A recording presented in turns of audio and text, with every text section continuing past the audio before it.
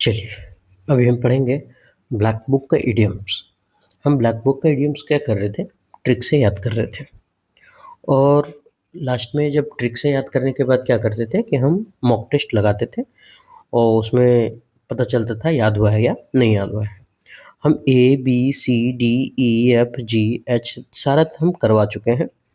अब जो करवाना है वो है आई, थोड़ा सा बचा हुआ है, उसके बाद हम जे डाल दिए, इसलिए आई का पार्ट टू है। आई का पार्ट वन आ चुका है, आई का पार्ट टू है और ये जे थोड़ा सा है इसमें।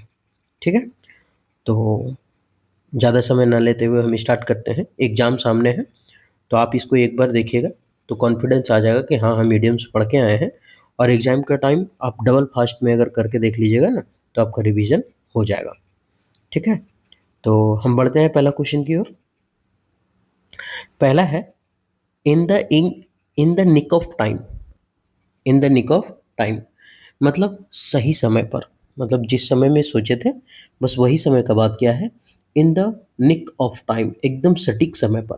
निक ऑफ टाइम का मतलब होता है सही समय पर। ठीक है, तो टाइम मतलब तो समय यहाँ लिखा हुआ ना, तो हम समझ जाएंगे in the nick of time. Nick का मतलब एकदम ठीक वही समय पर, है ना, ठीक वही समय पर। उसको बोलते हैं in the nick of time का मतलब हो जाता है सही समय पर, यानी just in time. Just in time, या फिर इसको बोलते हैं at the last possible moment.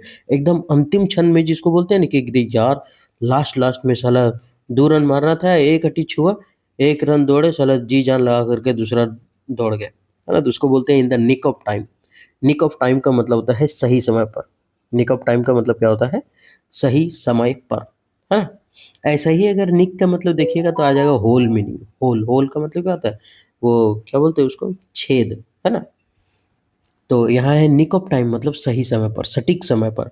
वो अगर नहीं याद होता तो ऐसे याद रखते हैं। एक होता है ना, कौन गेम होता है गोल्फ, जो छोटा सा होल रहता है उसमें डंडा से मार के गेंदा घुसाता है। एकदम सही समय पर मारना है, सही समय पर, एकदम सटीक समय पर, सटीक तरह से निशाना लगाता है वो लोग, उसको बोलते हैं ना। नेक्स्ट आगे की ओर बढ़े। अभी लगेगा कि पता नहीं याद हुआ, लेकिन जब हम मॉक टेस्ट लगाएंगे ना तब लगेगा कि हाँ याद हो गया है। तो दूसरा क्वेश्चन देखते हैं। इन द ऑफिंग मतलब तुरंत घटित होने वाला, जो अभी तुरंत होने वाला है उसको बोलते हैं इन द ऑफिंग। क्या बोलते हैं, इन द ऑफिंग मतलब जो तुरंत तुरंत अभी घटित होने वाला है उसको बोलते हैं इन द ऑफिंग, है ना। मतलब इन द ऑफिंग मतलब होता है शीघ्र होने वाला, तुरंत होने वाला। Appear so on, appear so on उसको बोलते हैं इन द ऑफिंग, मतलब तुरंत घटित होने वाला है। ठीक है, उसको बोलते हैं सो ऑन।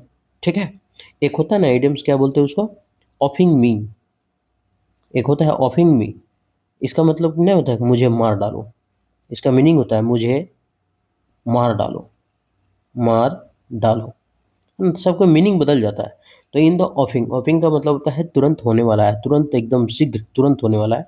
तो अपियर सो ऑन। ठीक, नेक्स्ट। कुछ कुछ होता है जिसका ट्रिक नहीं बनता है तो उसको याद कर लेना है। ऐसे भी 4-5 बार रटेंगे तो हो जाएगा। बचपन में कैसे रटते थे, क ख दो का दो दूनी चार, दो तीय छः, दो चौक आठ, दो पचे 10, दो नौं 20, रटते थे, उसी तरह रट लेते। तो इन द ऑफिंग शीघ्र होने वाला, इन द ऑफिंग शीघ्र होने वाला, इन द ऑफिंग शीघ्र होने वाला, इन द ऑफिंग शीघ्र होने वाला। नेक्स्ट, इन द पिंक अच्छे स्वास्थ्य में होना। इन द पिंक का मतलब क्या होता है, अच्छा स्वास्थ्य में होना, है ना। एकदम किसी का चेहरा नहीं होता एकदम गुलाबी नजर आता है तो बोलता है "आह, क्या गुलाबी है ना, गुलाबी होंठ तुम्हारे"। तो ये क्या है, अच्छे स्वास्थ्य के बारे में बता रहा है ना। तो पिंक स्वास्थ्य के बारे में बताता है, रेड खतरे के बारे में बताता है ना, उसी तरह से पिंक स्वास्थ्य हो गया। ब्लू जो है ना वो उदासी के बारे में बताता है ना। तो इन द पिंक का मतलब होता है अच्छे स्वास्थ्य में होना, मतलब in the good health, in the good health, अच्छे स्वास्थ्य में होना, पिंक होना, ऐसे याद रखो ना। गुलाबी होठ देख करके एकदम स्वास्थ्य कैसा होता है मिजाज हरियर हो जाता है ना। तो वही इन द पिंक, अच्छे स्वास्थ्य में होना, तो in good health. Next, in the red मतलब होता है, अभी तो क्या बोले थे, लाल है, खतरे के लिए है। तो in the red, in the red मतलब क्या हो गया, खतरे में होना। इन द रेड मतलब खतरे में होना, इन डेंजर। तो लाल खतरा के लिए, ब्लू उदासी के लिए है, उदास के लिए है, पिंक स्वास्थ्य के लिए लाभदायक है ना। तो इन द रेड मतलब होता है खतरे में। ये तो आसान था, इन डेंजर। नेक्स्ट, ये क्या है, भूत छापन। इन द रनिंग मतलब प्रतियोगिता में भाग लेना। अब आदमी इन द रनिंग, अब वो दौड़ रहा है। क्यों दौड़ रहा है? अरे पପ୍ରତିयोगिता में भाग लिया भाई, तब तो पीछे-पीछे दौड़ रहा है। ऐसा नहीं है कि हम लोग दौड़ नहीं रहे हैं, हम लोग भी कॉम्पिटिशन के रेस में दौड़ रहे हैं। पलंग में बैठ कर के पढ़ रहे हैं, तो इसका मतलब कुर्सी पर बैठ के पढ़ रहे हैं, इसका मतलब दौड़ का हिस्सा ही तो है। प्रतियोगिता में भाग ही तो ले रहे हैं, तो इसको बोलते हैं प्रतियोगिता में भाग लेना, यानी contesting the seat. Contesting the seat, तो इन द रनिंग मतलब प्रतियोगिता में भाग लेना। नेक्स्ट, इन द सूप मतलब मुसीबत में होना। ये सूप, SOUP, ठीक है, तो इन द सूप का मतलब क्या होता है? मुसीबत में होना, ठीक है। In the soup, in the soup मतलब मुसीबत में होना। इन यानी कि टू बी ट्रबल, ट्रबल मतलब क्या होता है? परेशानी। ट्रबल मतलब परेशानी। अब ये जो परेशानी है, तो अभी सूप मतलब क्या होता है? सूप मतलब क्या बोलते हैं उसको हम लोग? पीने वाला सूप जो होता है ना, सूप, उसको, ठीक है। अभी मान लेते हैं मेरे पास 15 रुपया है और गए हैं सूप पीने के लिए। अब दिया सूप, अब साला उधर से मक्खी भिन करते आया और मक्खी डूब गया सूप में। अब गरम गरम रहता है सूप, अब साला 4-5 गो लड़की बैठल है, अब करें क्या? 15 रुपये है, अगर निकाल के पीते हैं तो बेइज्जती, छोड़ देते हैं तो पी नहीं पाएंगे। अब हम फंस गए मुसीबत में, यानी टू बी इन ट्रबल। तो इन्हें उन्हें देखेंगे, बोलेंगे ऐसे बिहेव करेंगे जैसे कि कुछ डुबले नहीं है उसमें, कुछ डूबल नहीं है। मारेंगे एक घोट एकदम चूस के मक्खिया, और ऐसे थूक करके हटा देंगे और सारा घटक देंगे, मतलब मुसीबत में हो जाते हैं ना। तो इन द सूप मतलब मुसीबत में होना। नेक्स्ट, इन द स्विम मतलब अच्छी तरह से सूचित होना। इन द स्विम अच्छी तरह से सूचित होना, one you well informed and up to date. नहीं बोलते हैं कि देखो भाई सूचना देना है, लेकिन अच्छे से देना कि पाकिस्तान हमला कहाँ करने वाला है। पाकिस्तान करे या ना करे, भारत कहाँ पे करेगा हमको पता है ना, मारेगा चारों को ना घुस करके, कहीं कुछ नहीं मिलने वाला है। तो अच्छी तरह से सूचना मिलना चाहिए। In the swim, in the swim, अब हम इसको याद रखते हैं स्विम को तैरने वाला स्विम से। कैसे याद रखते हैं तैरने वाला स्विम से? देखते हैं। स्विम का मतलब होता क्या है? ऐसा ही अगर हम शॉर्ट देखें, स्विम मतलब होता है तैरना। स्विम मतलब क्या होता है? तैरना। अब बोले इन द अच्छी तरह से सूचित होना, अच्छी तरह से सूचना देना, वेल इन्फॉर्म्ड होना। तो अब याद कैसे रखेंगे? मान लेते हैं नदी गए हैं, ठीक है।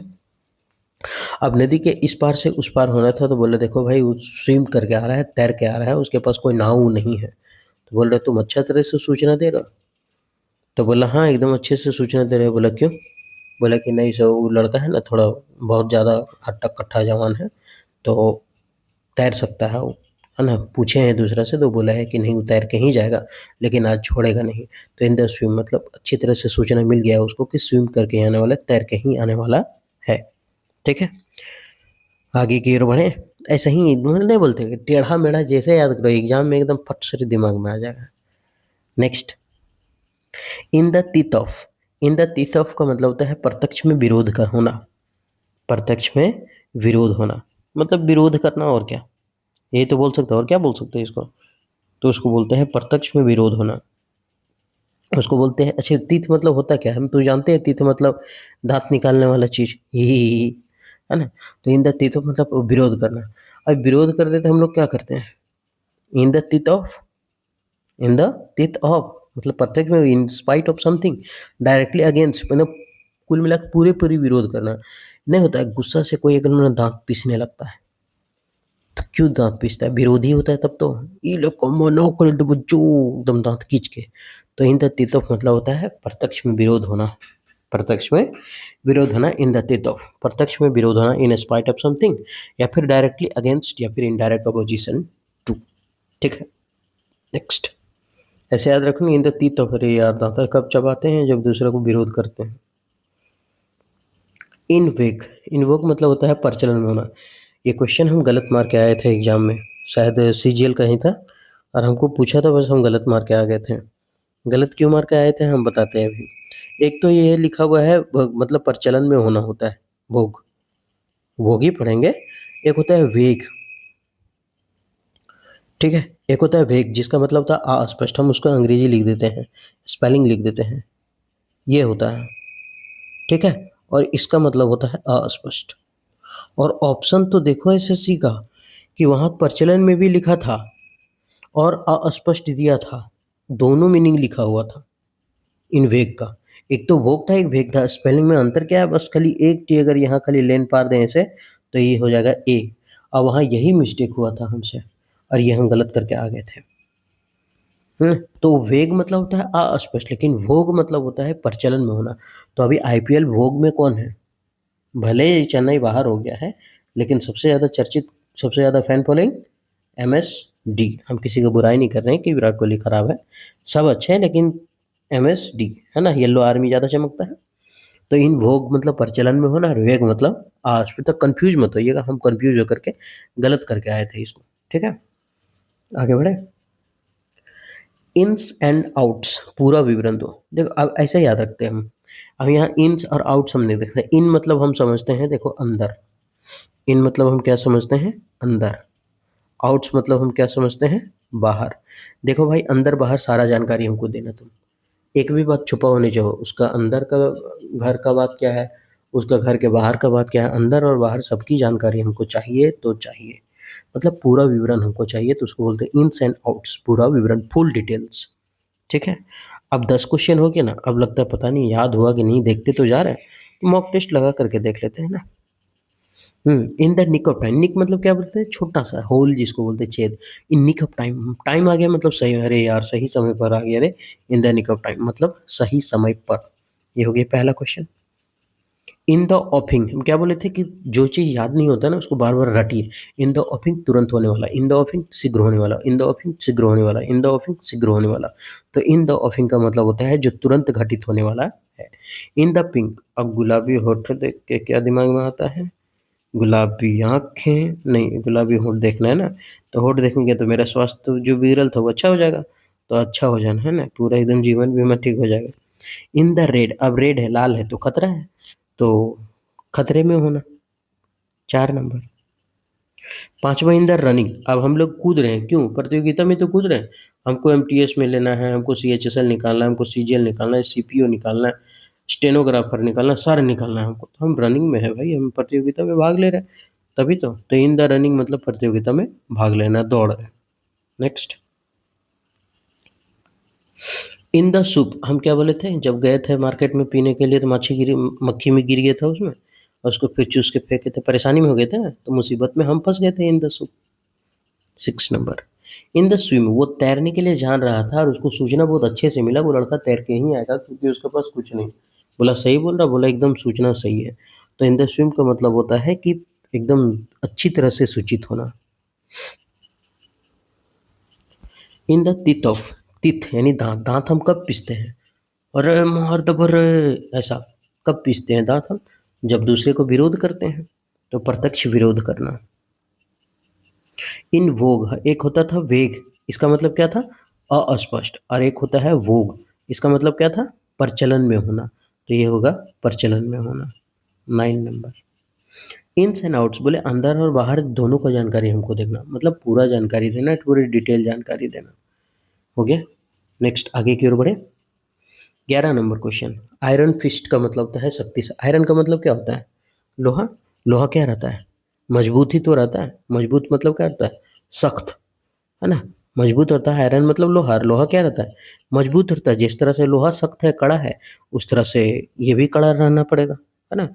तो सख्ती से यानी स्ट्रिक्टली पेश आओ, एकदम लोहे की जैसा कड़क हो जाओ, दिल को एकदम पत्थर बना लो, लोहा बना लो, है ना, उसको बोलते हैं। तो आयरन फिस्ट मतलब सख्ती से, strictly. Next. It goes without saying. It goes without saying, वो चला गया बिना कुछ कहे। इसका मीनिंग यही है ना। इट गोज वो चला जाता, विदाउट सेइंग बिना कुछ कहे, जाहिर बात। यानी something which is implied to obvious. Something which is implied to be obvious. मतलब इसका कहने का मतलब क्या है? ये बोल रहा है कि इट गोज विदाउट सेइंग, बिना कहे वो चला जाता है, बिना कहे वो चला जाता है। अब बिना कहे चला जाता है, तो इसका मतलब जाहिर बात। जाहिर बात नहीं समझ में आ रहा होगा ना। जाहिर बात का मतलब क्या बोलते हैं उसको? कैसे बताएं इसको? मैनिफेस्ट समझ में आता है। क्या बोलते हैं उसको? जिसमें संदेह ना हो, है ना। जिसमें एकदम संदेह ना हो उसको बोलते हैं, ठीक है? स्पष्ट जिसको, हाँ, एकदम स्पष्ट वाली बात है ना? तो ज़ाहिर बात में तो वही होता है स्पष्ट, इन गोज़ विदाउट सेइंग, वो चला गया बिना कहे पूछे, बिना कहे हुए चल गया। इसका मतलब हमको समझ में आ गया कि वो बिना कहे क्यों गया। कल दूसरा छीन पकड़ाए थे पार्क में, आज मेरा वाला बिना बोले चल गया। तो हम समझ गए हो ना, ज़ाहिर बात। तो something which is implied to be obvious, मतलब कोई भी चीज़ जो एकदम स्पष्ट उसमें अंतर्निहित है, छुपा हुआ है, उसको बोलते हैं ज़ाहिर बात। Something which is implied to be obvious. Next, it's Greek to me. Greek language किसको यहाँ समझ में आता है भारत में? किसी को नहीं समझ में आता है। ग्रीक लैंग्वेज किसी को समझ में आता है क्या? नहीं आता है। तो ये ग्रीक है भाई, हमको समझ से बाहर है ये, तो समझ से बाहर हो जाना। इट ग्रीक टू मी मतलब समझ से बाहर होना, इनकॉम्प्रिहेंसिबल।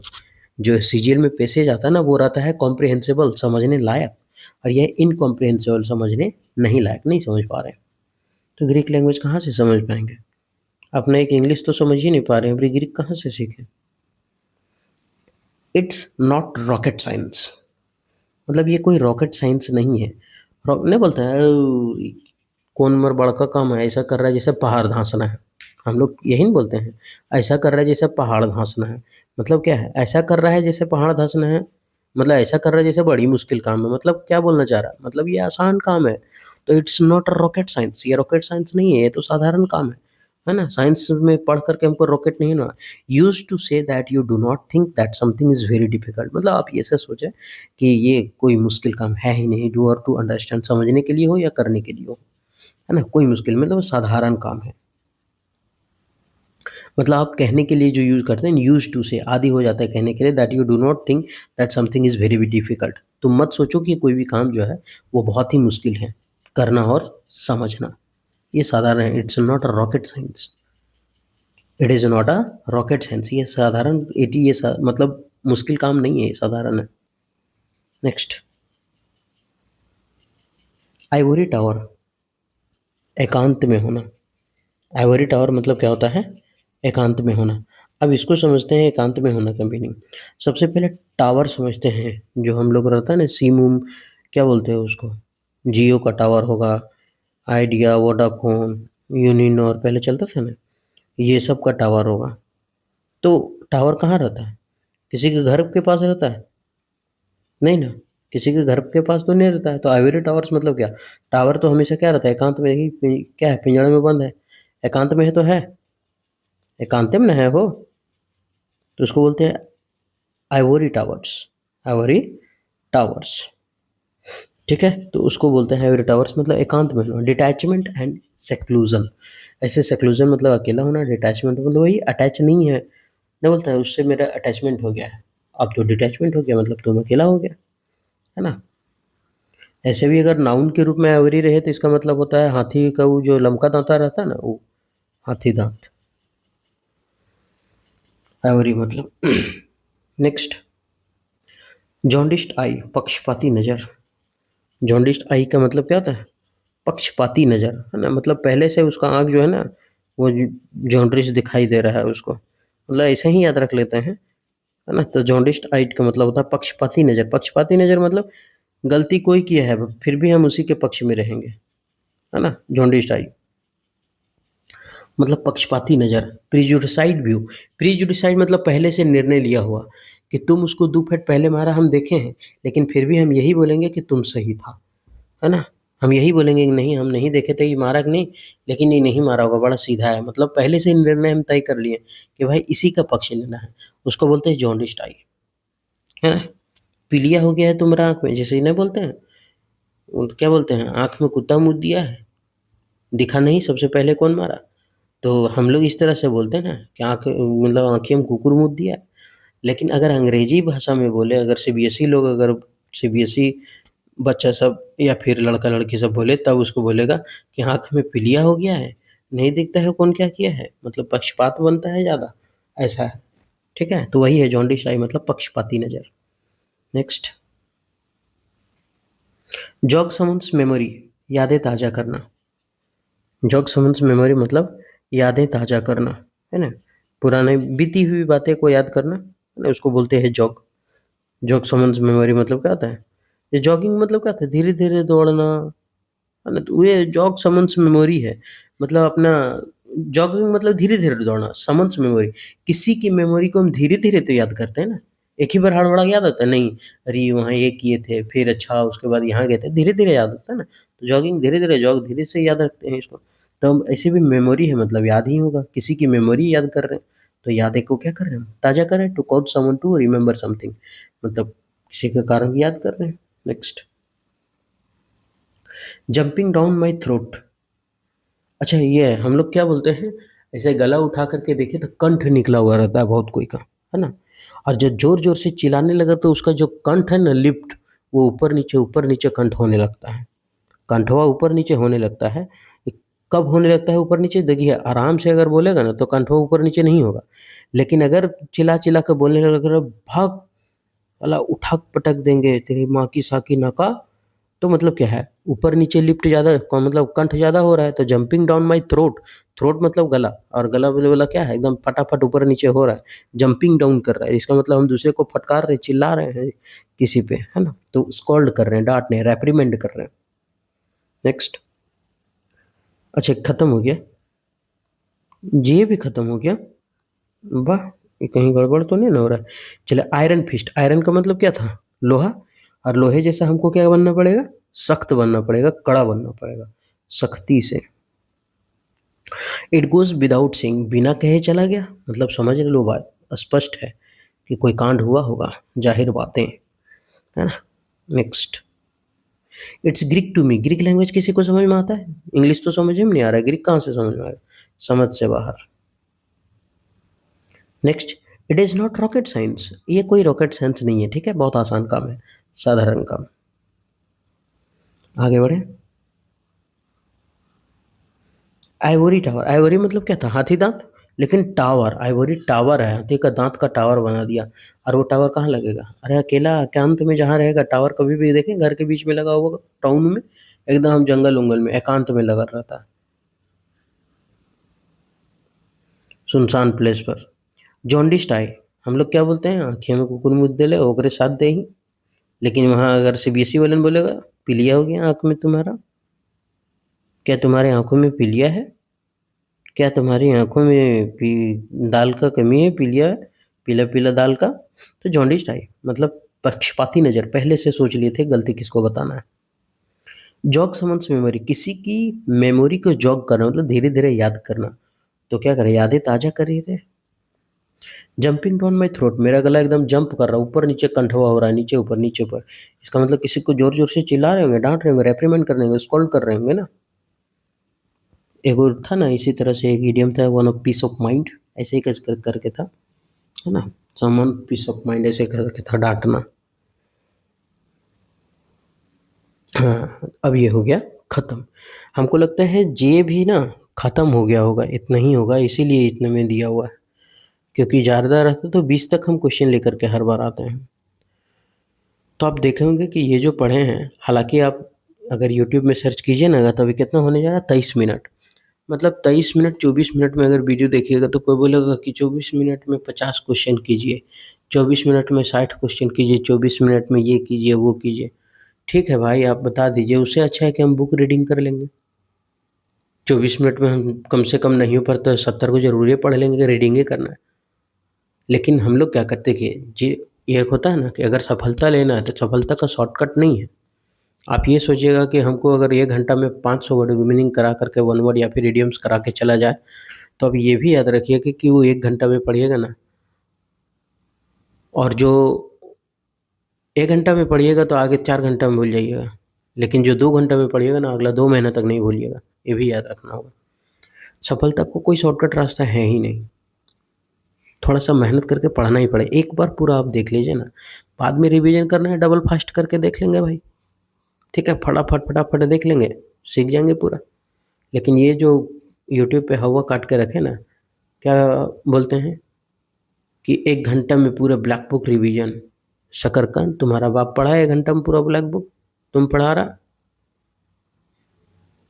1 घंटे में पूरा ब्लैक बुक खत्म। वह को कृष के मैया, किताबा उल्टे तक साथ याद हो जाएगा। कोई बात नहीं। तो उम्मीद करते हैं कि ये जो सेशन है आपको ठीक लगा होगा। अगर ठीक लगा तो आप हमारे साथ कंटिन्यू बने रहें। फिर हम मिलेंगे नेक्स्ट वीडियो में, तब तक आप अपना ख्याल रखिए।